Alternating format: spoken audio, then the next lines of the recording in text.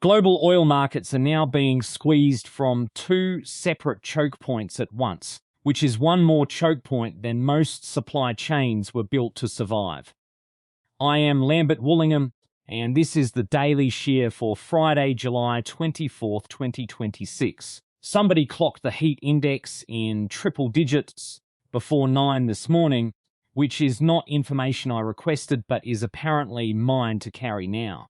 Closer to home, the Austin City Council spent Thursday night deciding who gets to write checks against tax revenue that does not exist yet. Austin City Council has been circling the Dog's Head development for a while, and this week it finally landed a vote, 7-3 in favour, after hours of public testimony that clearly did not change many minds. The measure creates a tax increment reinvestment zone, which will use future property and sales tax revenue from the site to reimburse developer Endeavour Real Estate Group for its own infrastructure costs. The 2,600-acre project sits along the Colorado River between highways 183 and 130 and is slated to include housing, retail, and a robotics factory serving as a corporate hub for Amazon. Hundreds of residents showed up to protest the pace of the approval, citing environmental risk and the absence of any displacement protections for the neighbours next door. The arrangement means the public covers the roads and pipes now and gets reimbursed, eventually, by taxes the development itself generates. The same council also took up the question of who is allowed to drink Austin dry, unanimously passing a resolution directing staff to study large volume water use and draft new conservation rules for major industrial customers. The real target here is less households than it is data centers and semiconductor plants, whose thirst has become hard to ignore given how uneasy Central Texas already is about its water supply. The vote changes no rules today. It simply tells staff to come back with recommendations on land use, reclaimed water mandates, and how to split the cost of new infrastructure. Environmental advocates pushed for something more aggressive, questioning how long the city can keep supplying enormous volumes of water to tech facilities without someone else eventually going without. Austin Independent School District moved to close Paredes Middle School on the kind of timeline usually reserved for emergencies, proposing the shutdown just weeks before students are due back in class. The campus had just received its fourth consecutive failing grade under the state's accountability system, and Superintendent Matias Segura framed the abrupt move as a way to keep the decision in local hands rather than hand it to the state. If trustees approve, students will be reassigned to Bailey or Mendez middle schools, and teachers have been told their contracts will be honoured elsewhere in the district. The announcement caught families and staff off guard, landing while the campus was still in the middle of preparing a restart plan for the fall. Nothing about the timeline suggests anyone involved got much notice at all. The fight over the Chody and Nassau juror payouts is back, with the Travis County District Attorney's Office now moving to revoke the roughly $27,000 owed to each of the 14 jurors who sat through the dismissed evidence tampering trial. Prosecutors argue the 299th District Court lost its authority over the case the instant it was dismissed, making the compensation order legally void. The payments were meant to cover the 457 days the court sat in recess before the charges tied to the death of Javier Ambler were thrown out. The defense maintains the dismissal order and the compensation order were signed at the same moment, which in their reading locks the payments in regardless of what came after. 14 jurors are currently owed money by a court that may not have had the authority to promise it. Turning to the economy, where a South Korean divorce settlement moved more money on Thursday than most quarterly earnings reports. A South Korean court has ordered SK Group Chairman Chai Tae-won to pay his ex-wife, Ro So-yong, 944 billion won, or roughly $644 million, closing out one of the country's most closely watched divorces. That figure is actually a reduction from the 1.38 trillion won awarded in 2024, after the Supreme Court ruled that illicit slush funds tied to Ro's father, former President Ro Tai-woo, do not count as marital assets. The settlement caps years of litigation over wealth built on SK Group, the country's second-largest conglomerate. SK Hynix, the chipmaker under that umbrella, has become one of the dominant suppliers of artificial intelligence hardware worldwide, and recently completed a record-setting public offering in the United States. Chai keeps the empire. The settlement just adjusts how much of it his ex-wife takes with her. The 2-month Treasury yield jumped 13 basis points on Thursday, closing at 3.95%, as bond markets suddenly started pricing in a surprise rate hike at the Federal Reserve's July meeting. That is the upper edge of the Fed's target range if policymakers do move by a quarter point, which investors are now treating as a real possibility rather than a hypothetical. The shift follows testimony from Fed Chairman Kevin Warsh, who broke with the institution's habit of forward guidance and declined to specify any rate path at all. Without a signal to lean on, fixed income investors are simply demanding a higher premium on short-term debt to protect themselves from being surprised. I have spent years watching central banks insist interest rates are a precise instrument, and there is a certain satisfaction in watching the market admit it is guessing too. United Kingdom Housing Secretary Angela Rayner has formally ruled out rent controls in England, turning down Prime Minister Andy Burnham's push to freeze private sector lease rates. Rayner's argument is that recent tenant protection legislation is already stabilising the market, and that rent caps tried elsewhere have not reliably brought costs down. Burnham built his political brand on aggressive rent freezes as Mayor of Greater Manchester, which puts him at odds with his own cabinet before he has barely settled into it. Housing officials and landlord groups warned that price ceilings would discourage investment and worsen the shortage they are supposedly meant to fix. Brent crude broke back above $100 a barrel for the first time since May, jumping 6% on Thursday to $100.68 as military escalation in the Middle East raised fears of a serious supply disruption. The spike followed United States airstrikes in Iran and retaliatory attacks by Houthi militias on Saudi oil tankers moving through the Red Sea.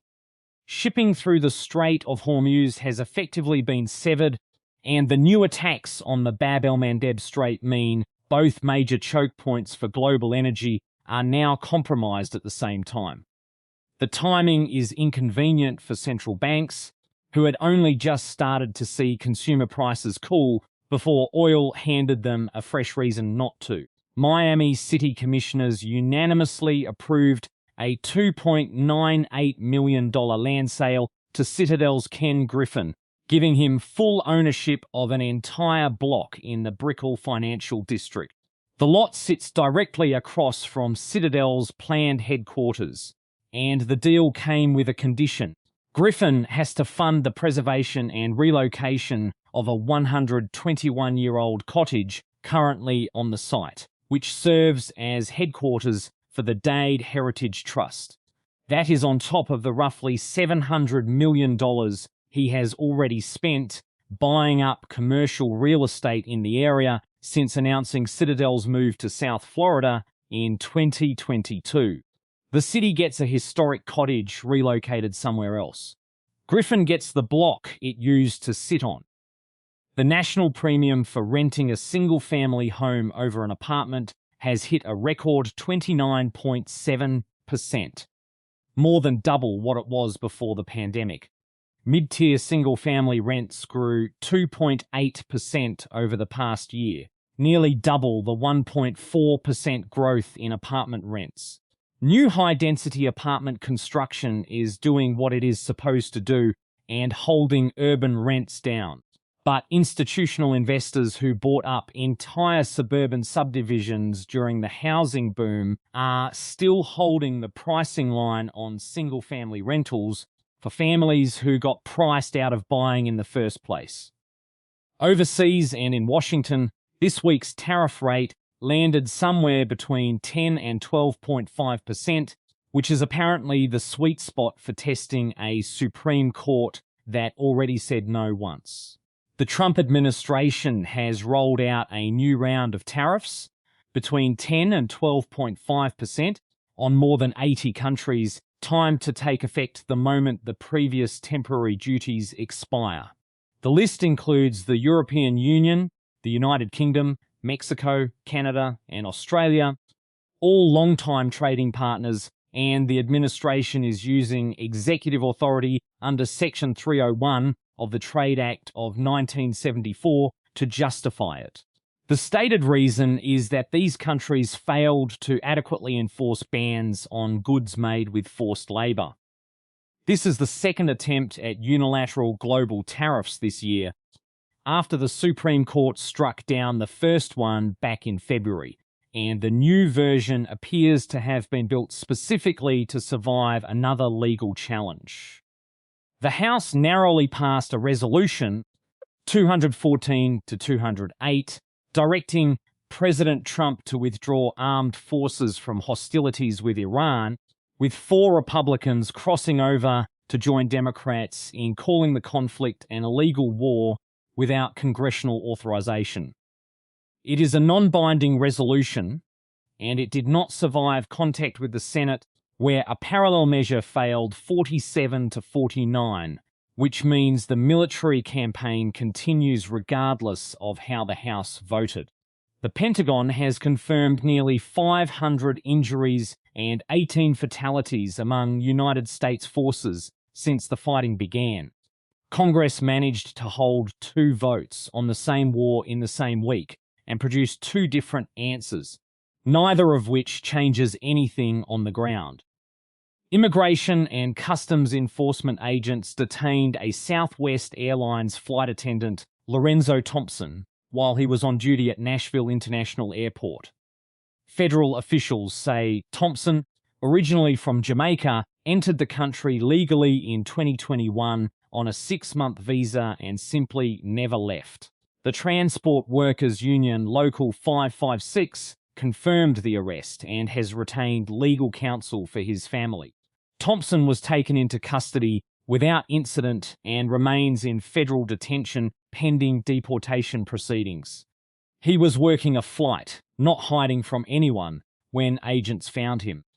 Supreme Court Justice Elena Kagan told a gathering of federal judges and attorneys that the court is not, in her words, a rubber stamp for the Trump administration. She acknowledged deep ideological splits with her conservative colleagues, but insisted the institution retains its independence, pointing to rulings that struck down the president's unilateral tariffs and his attempt to end birthright citizenship. The remarks follow an unusual congressional appearance in which Kagan and Justice Amy Coney Barrett jointly asked for emergency funding to deal with a surge in violent threats against the bench. A sitting justice publicly denying being a rubber stamp is itself a fairly recent development in American life. President Trump has reached a 30-year agreement allowing Saudi Arabia to build a civilian nuclear power program tied directly to a requirement that the kingdom normalize relations with Israel under the Abraham Accords. The deal bars the Saudis from enriching uranium domestically, which is meant to keep the program well short of weapons-grade material. That leaves Crown Prince Mohammed bin Salman to reconcile his kingdom's long-standing demand for a Palestinian state with an Israeli government that firmly rejects one. Saudi Arabia has pushed hard for nuclear infrastructure so it can power its own industry while keeping its oil reserves entirely available for export. Ken Griffin's block deal comes with the obligation to relocate a 121-year-old cottage. And I keep thinking about that cottage, packed up and rolled down the street to make room for a hedge fund's front lawn. Presumably it needs a truck, a police escort, and someone walking backward the whole way to make sure the porch does not clip a streetlight. At some point, Brickell will just be citadel buildings and one increasingly nomadic historic cottage, relocated every few years to whichever corner has not been bought yet. I picture the Dade Heritage Trust's budget 40 years from now still carrying a line item for cottage moving costs indefinitely. It is entirely possible the cottage outlives the hedge fund, at which point it will have earned the real estate outright. The tax increment reinvestment zone approved this week will not finish reimbursing its own infrastructure costs for years, which means whoever ends up tracking whether Dog's Head actually worked will still be doing that math long after Thursday's vote is forgotten.